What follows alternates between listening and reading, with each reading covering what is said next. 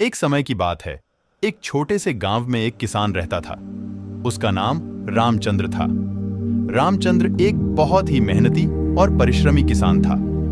वह गांव के खेतों में दिन रात मेहनत करता और अपने परिवार को आवश्यकताओं के लिए पूरी तरह से संतुष्ट करता था। एक दिन गांव में अकाल पड़ गया। बारिश नहीं हो रही थी और जमीन सूख गई थी। सभी किसानों को अपनी फसल के लिए चिंता होने लगी, लेकिन रामचंद्र डरने वाले नहीं थे। वह जानता था कि मेहनत से किया हुआ काम कभी बेकार नहीं जाता है। रामचंद्र ने अपने खेतों को और अच्छे से सिंचित करना शुरू किया। वह रात दिन मेहनत करता रहा, पानी की बचत करता रहा और पौधों की देखभाल में विशेष ध्यान देता रहा।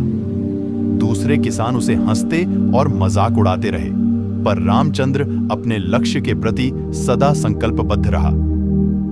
कुछ समय बाद बादल उमड़ आए और बारिश शुरू हो गई। रामचंद्र की खेती के पौधे जीवंत हो गए और उनकी फसल बढ़ने लगी। वह खुशी से झूम उठा, क्योंकि उसका मेहनत और धैर्य उसे उनके सपनों की प्राप्ति तक पहुंचा रहे थे। फसल काटने के बाद रामचंद्र ने अपनी परिवार के साथ आराम से खुशहाल जीने का आनंद लिया। उसकी मेहनत और परिश्रम ने उसे गर्व महसूस करवाया। वह गांव के बाकी किसानों के लिए एक प्रेरणा स्रोत बन गया। आखिरकार गांव की जनता ने उनकी मेहनत और समर्पण को मान्यता दी और उन्हें सम्मानित किया। रामचंद्र की कहानी और संघर्ष गांव के अन्य किसानों को भी प्रेरित करते रहे।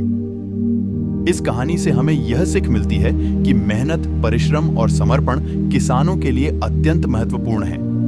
यदि हम मेहनत करें और परिश्रम करें तो हम सफलता के मार्ग पर चलने में सफल हो सकते हैं, चाहे कितना भी कठिनाइयां आएं।